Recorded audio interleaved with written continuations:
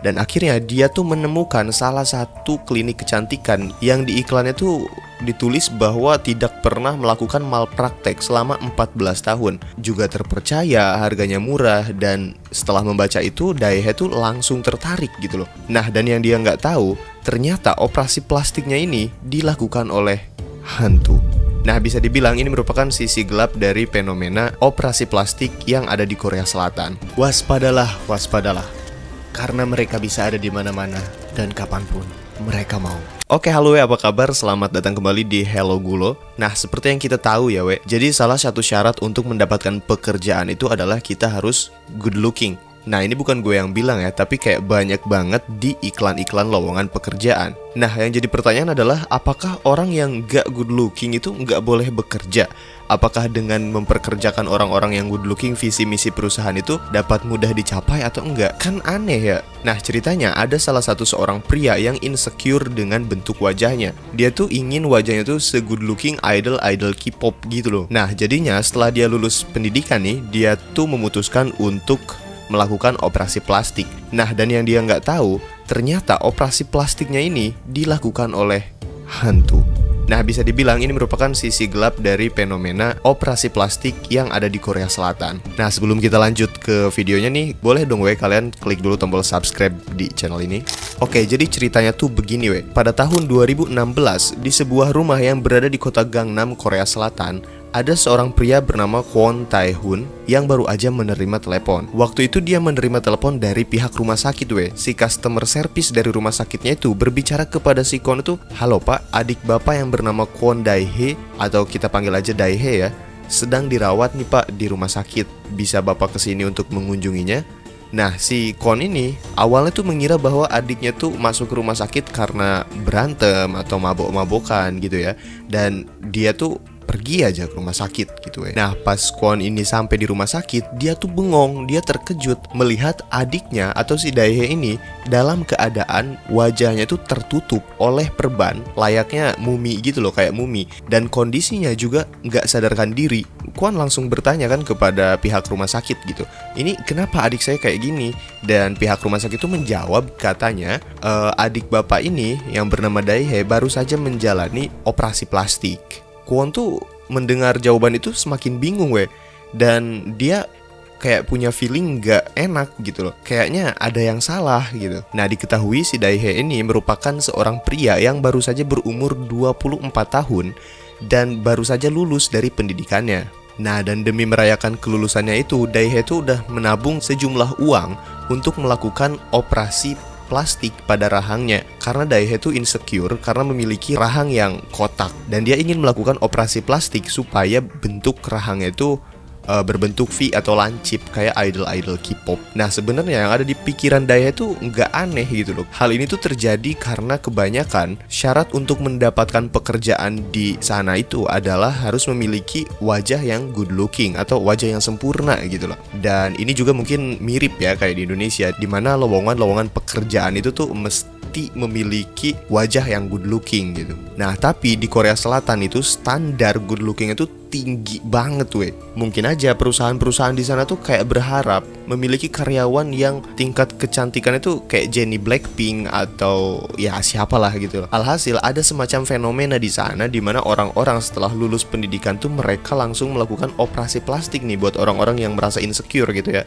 untuk memperbaiki bentuk fisiknya, terutama bentuk wajah gitu. Nah, kembali lagi ke si Daehae, dia tuh kan mencari info-info ya tentang klinik kecantikan mana nih yang harganya murah, dipercaya, terbukti berhasil, dan minim sekali malpraktek. Dan akhirnya dia tuh menemukan salah satu klinik kecantikan yang di iklannya tuh ditulis bahwa tidak pernah melakukan malpraktek selama 14 tahun. Juga terpercaya, harganya murah, dan setelah membaca itu Daehae tuh langsung tertarik gitu loh. Dia langsung mendatangi klinik kecantikan tersebut. Nah, setelah sampai tuh Daehae ini berkonsultasi dengan dokter di sana. Waktu itu Daehae berkonsultasi dengan seorang dokter yang bernama Dr. Chang Nah, di sana Daehae ini bercerita kepada si dokter bahwa dia tuh ingin mengoperasi bentuk rahangnya agar menjadi lancip gitu ya. Dan dokternya pun langsung menjawab, "Oh gampang pak, saya udah sering melakukan operasi rahang. Pokoknya aman, terkendali dan tanpa resiko. Saya sendiri kok yang akan mengoperasi bapak dari awal sampai selesai." Daehae pun semakin tertarik dong mendengar jawaban tersebut, dan mereka berdua pun langsung menjadwalkan hari untuk tindakan operasi rahang tersebut. Nah begitu Daehae sampai ke rumahnya nih, dia tuh langsung cerita ke ibunya bahwa dia akan melakukan operasi plastik. Nah ibunya Daehae ini yang bernama Lee Na-geum itu nggak setuju dengan keputusannya. "Udahlah, ngapain mau operasi plastik, kamu itu udah ganteng nak, nggak perlu lagi operasi-operasi plastik gitu kan. Apalagi resiko dari operasi plastik ini tuh berbahaya banget." Ya namanya mungkin seorang ibu ke anak gitu ya, dia khawatir akan terjadi sesuatu hal. Namun si Daehae ini yang sudah bersikeras, yang sudah berkeinginan untuk melakukan operasi tuh membantah hal tersebut, dan dia tetap kekeh gitu loh akan melakukan operasi plastik di rahangnya, karena mungkin dia merasa insecure dengan bentuk fisiknya itu. Nah yang dia nggak tahu, ternyata nanti proses operasi itu akan dilakukan oleh hantu weh. Nah singkat cerita nih weh, jadi pada tanggal 8 September tahun 2016 Daehae ini pergi sendirian ke klinik kecantikan yang sudah dia jadwalkan itu untuk melakukan operasi plastik kan. Nah pada saat di tengah proses operasi tersebut, entah kenapa Daehae ini mengalami pendarahan yang sangat parah weh, dan klinik tersebut tidak sanggup untuk menanganinya, sehingga si Daehae ini tuh dioper ke rumah sakit yang lebih besar. Setelah dipindahin rumah sakit, Daehae tuh dirawat kan. Nah seperti yang tadi di awal gue bilang, kakaknya tuh mendapatkan kabar dan langsung menemani si Daehae ini untuk dirawat di rumah sakit tersebut. Kakaknya nih bertanya-tanya kepada suster di sana gitu kan. Dan ternyata kondisi Daehae sekarang tuh malah lagi koma setelah melakukan operasi plastik. Waktu itu kakaknya ini dan ibunya yang bernama Lina itu secara bergantian merawat Daehae di rumah sakit yang mengalami pendarahan terus-menerus di bagian rahangnya. Pendarahan ini parah banget weh, sampai-sampai perban itu mesti sering diganti gitu.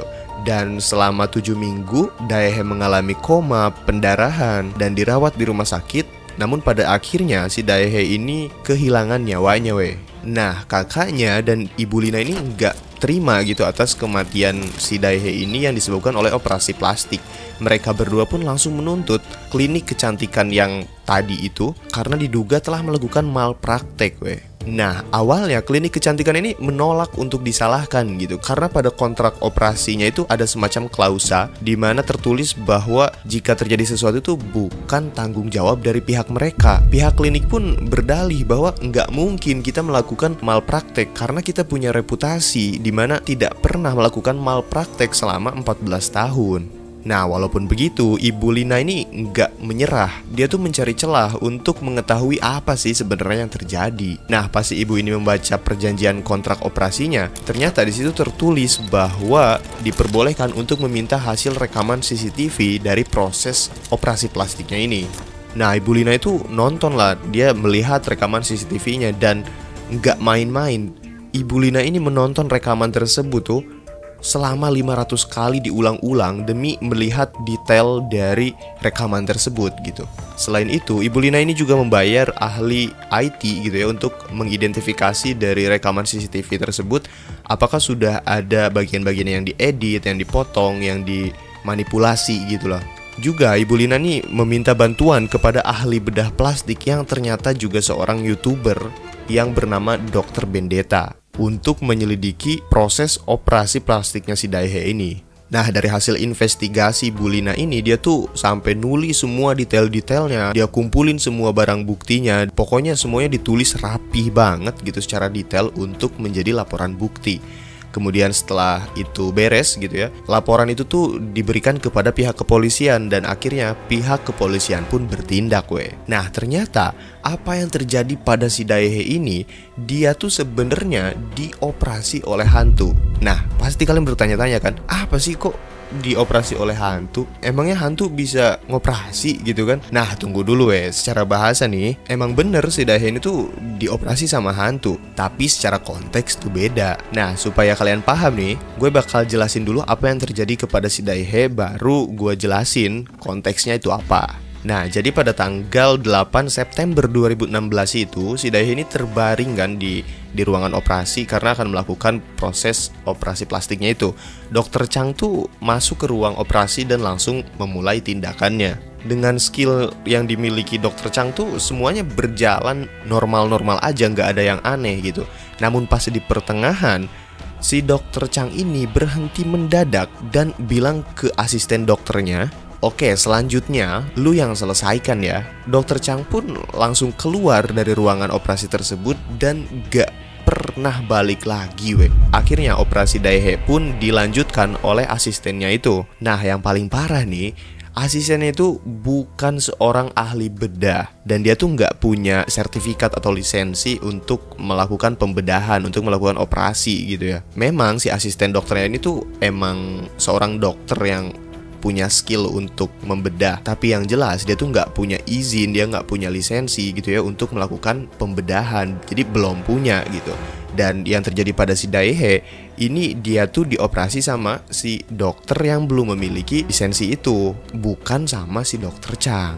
Nah, sekitaran 2 jam si asisten dokter ini tuh melakukan operasi kan kepada si Daehae. Namun kondisi si Daehae menurun karena terjadi pendarahan. Nah, karena panik kan, si asisten dokter ini memanggil Dokter Chang untuk menghentikan pendarahan yang terjadi itu. Namun mereka berdua itu kewalahan dan gak bisa mengatasi hal tersebut. Mau gak mau kan, si Daehae ini tuh dipindahin lah ke rumah sakit yang lebih besar. Di rumah sakit yang lebih besar tuh Daehae tuh sempat dirawat selama 7 minggu. Namun sayangnya setelah itu Daehae ini kehilangan nyawanya weh. Nah, kalau kalian berpikir bahwa kejadian ini adalah kejadian yang langka, itu enggak. Karena dibalik gemerlap, indah, dan mudahnya mendapatkan good looking dengan operasi plastik, itu ternyata ada sisi gelap yang mungkin akan membuat orang berpikir kembali untuk melakukan operasi plastik. Jadi diketahui ya bahwa dibalik fenomena good looking dan fenomena operasi plastik di Korea Selatan, itu di balik layar ada juga fenomena yang terkenal disebut sebagai ghost surgery.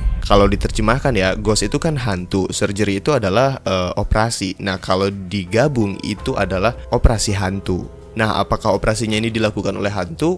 Enggak, tapi ghost ini adalah cuman sekedar istilah aja gitu loh. Nah, buat kalian yang belum tahu nih ghost surgery itu apa, jadi itu tuh adalah fenomena di mana dokter bedah kayak mengoper pekerjaannya ke dokter berhantu yang notabene itu gak memiliki izin atau lisensi untuk membedah. Nah, dalam kasusnya Daehae ini, si dokter aslinya itu adalah Dokter Chang. Nah, dokter berhantunya itu adalah asisten dokternya itu yang belum memiliki izin. Nah, fenomena ghost surgery ini tuh bisa terjadi atau muncul karena beberapa faktor weh. Faktor yang pertama tuh udah jelas ya, karena kurangnya jumlah dokter bedah di Korea Selatan. Sebagaimana yang kita tahu ya, kalau untuk jadi dokter bedah tuh sulit banget gitu loh. Harus punya skill yang mantap, pendidikan yang tinggi, biaya yang mahal, koneksi yang kuat, jam terbang yang banyak, dan juga perlu memiliki izin weh. Lalu untuk mendapatkan izin itu juga sulit banget.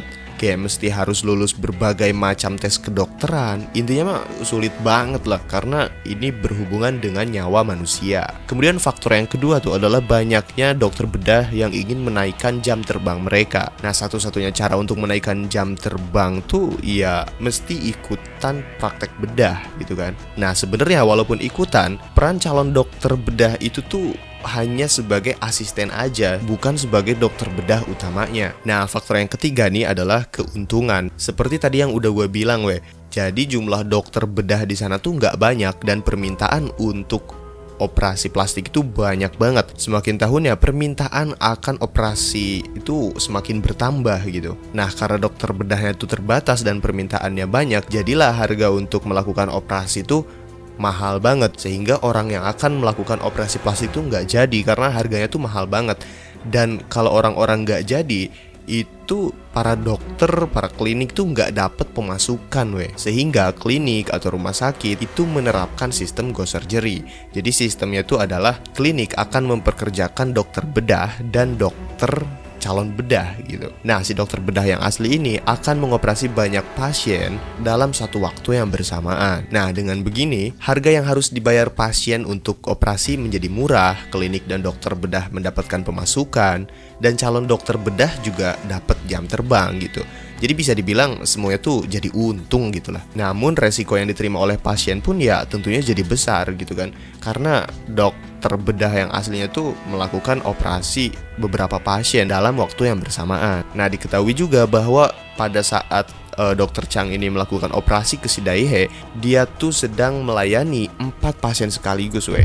Jadi begitu setengah jalan tuh si dokter ini pindah ke pasien yang lain. Setengah jalan dokter ini pindah lagi ke pasien yang lain, terus begitu. Nah, kemudian si asisten dokter yang menangani Daihe ini tuh tadi mengalami kesalahan sehingga terjadilah pendarahan yang parah dan mengakibatkan meninggal dunia. Nah, kembali lagi ke ibunya Daihe. Ibu Lina pada tahun 2018 setelah 2 tahun menuntut keadilan untuk anaknya, klinik kecantikannya, Dr. Chang dan asisten dokternya itu berhasil dituntut. Mereka bertiga tuh mesti membayar denda sebesar 380.000 dolar Amerika atau jika kita rupiahkan nih sama dengan 5,9 miliar. Mereka bertiga juga mendapatkan hukuman penjara selama 3 tahun lamanya. Nah, selain itu ternyata klinik kecantikan itu berbohong yang katanya tidak pernah melakukan malpraktek selama 14 tahun.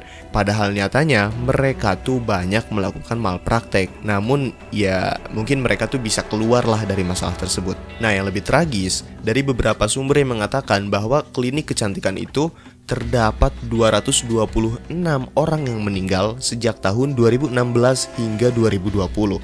Berarti 4 tahun tuh 226 orang yang meninggal loh weh. Nah, dari banyaknya kasus malpraktek operasi plastik ini jadi mengharuskan adanya rekaman CCTV pada saat tindakan operasi. Dan rekaman CCTV itu tuh mesti boleh diakses oleh keluarga pasien. Nah, sekarang yang jadi pertanyaan buat lo yang mau operasi plastik, masih mau nggak setelah denger informasi-informasi seperti ini? Tulis jawabannya di komentar ya. Nah weh, itu dia kisah dari sisi gelap operasi plastik di Korea Selatan. Semoga aja nih kejadian-kejadian kayak gini gak akan pernah terjadi lah di Indonesia. Makasih buat kalian yang udah nyimak video ini sampai habis. Jangan lupa buat like, subscribe, dan share. See you next video and see you next time.